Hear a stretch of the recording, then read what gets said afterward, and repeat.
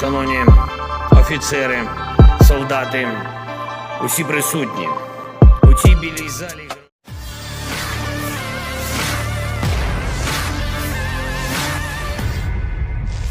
Presiden Ukraina Volodymyr Zelensky mengatakan di 17 wilayah Ukraina terdapat situasi sulit dengan pasokan listrik. Wilayah tersebut terutama di Odessa, Kiev, Vinnytsia, dan Ternopil.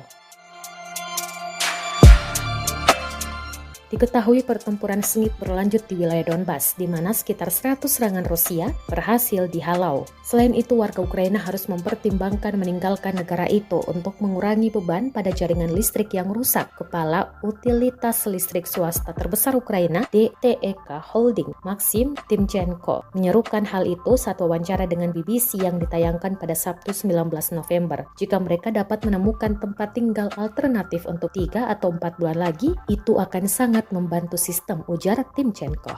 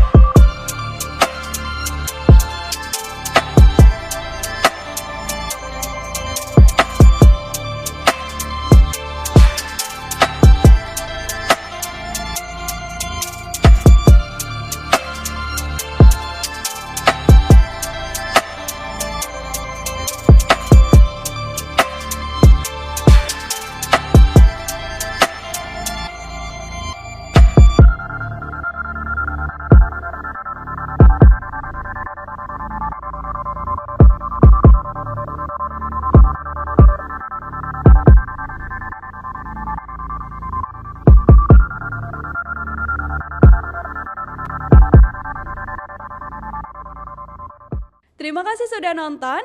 Jangan lupa like, subscribe, dan share ya.